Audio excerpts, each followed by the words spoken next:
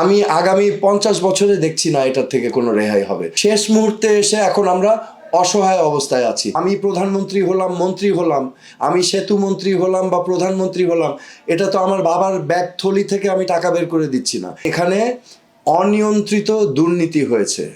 হ্যাঁ, অনিয়ন্ত্রিত দুর্নীতি। যেই প্রজেক্টটা 5,000 কোটি টাকার ব্যয় হওয়ার কথা, সেটা দেখা গিয়েছে 10,000, 15,000, 20,000 কোটি টাকায় গিয়েছে।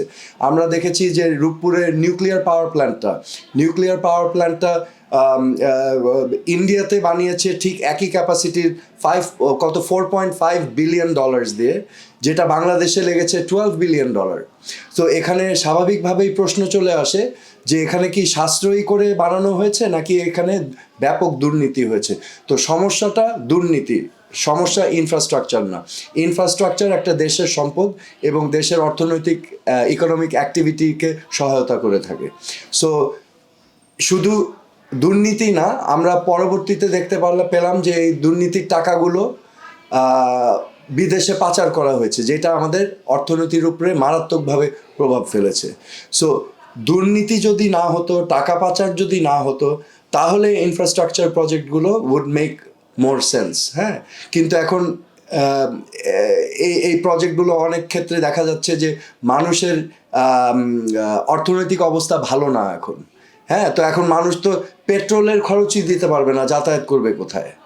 সো আমাদের এই সব কিছু কিন্তু বিবেচনায় নিতে হবে, ঠিক আছে? এবং কেউ বানিয়ে দিয়েছে এটার সাথে আমি একমত না, কারণ আমি প্রধানমন্ত্রী হলাম, মন্ত্রী হলাম, আমি সেতু মন্ত্রী হলাম বা প্রধানমন্ত্রী হলাম, এটা তো আমার বাবার ব্যাগ থলি থেকে আমি টাকা বের করে দিচ্ছি না। এটা জনগণের টাকা, এবং জনগণের টাকা হচ্ছে আমার কাছে আমানত রাখা হয়েছে। আমি যদি সরকার পরিচালনা করি, তার মানে আমার নিশ্চিত করতে হবে এই টাকাটার অপব্যবহার যাতে না হয়। কিন্তু আমি মনে করি গত 15 বছর সেটা করা হয়নি।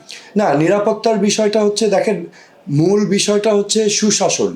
আমরা যদি সুশাসন কায়েম করতে পারতাম, তাহলে অটোমেটিক্যালি এই সকল বিষয়ে কিন্তু জবাবদিহিতা আসতো, রেসপন্সিবিলিটি, অ্যাকাউন্টেবিলিটি আসতো। আমি যখন স্বরাষ্ট্র প্রতিমন্ত্রী ছিলাম, আমি নিজ উদ্যোগে কয়েকটা পদক্ষেপ নেওয়ার চেষ্টা করেছিলাম। এই যে ঢাকার পুরান ঢাকায় যেসব বসতিগুলো আছে, হ্যাঁ, ঘন বসতি, এগুলো ক্র্যাম্পড বিল্ডিংগুলো আছে। গতকাল শুনলাম যে আমাদের ফায়ার সার্ভিস বলেছে যে ভূমিকম্পে যদি কোনো বিল্ডিং ধসে পড়ে ওল্ড টাউনে, তারা কিন্তু কোনো সহায়তা দিতে পারবে না। তো আমি যখন স্বরাষ্ট্র প্রতিমন্ত্রী ছিলাম, তখন একই ধরনের কথা শুনেছিলাম যে আগুন লাগলে আগুন নেভানো সম্ভব হবে না, কারণ এটা আনপ্ল্যানভাবে বিল্ডিংগুলো তৈরি করা হয়েছে, ঠিক আছে? সো তখন আমি পদক্ষেপ নিয়েছিলাম যে ওই বাস্তবতায় মাথায় রেখে কিভাবে আমরা প্রস্তুত হতে পারি। তো আমি ফায়ার ড্রিলস থেকে শুরু করে এই সকল পদক্ষেপ কিন্তু তখন আমি উদ্যোগ নিয়েছিলাম। তারপর রোড সেফটি, এই যে দেখেন প্রতি বছর 15-20 হাজার মানুষ মারা যাচ্ছে রোড অ্যাক্সিডেন্টে। তো রোড সেফটির উপরেও কিন্তু আমি পরিকল্পনা করেছিলাম বিষয়গুলো। তো ঠিক একইভাবে এখন একটা মারাত্মক বিষয় হচ্ছে ভূমিকম্প, যেটা আমাদের বাংলাদেশে হলো 2-4 দিন আগে। তো আপনার প্রশ্নের উত্তরটা এখানেই। এখন আমরা যদি পরিকল্পনা মাফিক অগ্রসর হতে পারতাম, একটা সরকারের যদি জবাবদিহিতা থাকতো, অ্যাকাউন্টেবিলিটি থাকতো, তাহলে কিন্তু এই প্রতিষ্ঠানগুলো আমরা গড়ে তুলতে পারতাম। হ্যাঁ, যেমন ফায়ার সেফটি ড্রিলগুলো করাতে পারতাম। তারপরে আমরা ভূমিকম্প হলে এটার সেফটি ইস্যুসগুলো, রাজুকের দায়িত্ব রাজুক ঠিকমতো পালন করছে কিনা, ঠিক আছে, আমরা কিন্তু সরকারিভাবে অনেক ধরনের উদ্যোগ নিতে পারতাম। কিন্তু এখন দেখা যাচ্ছে শেষ মুহূর্তে এসে এখন আমরা অসহায় অবস্থায় আছি।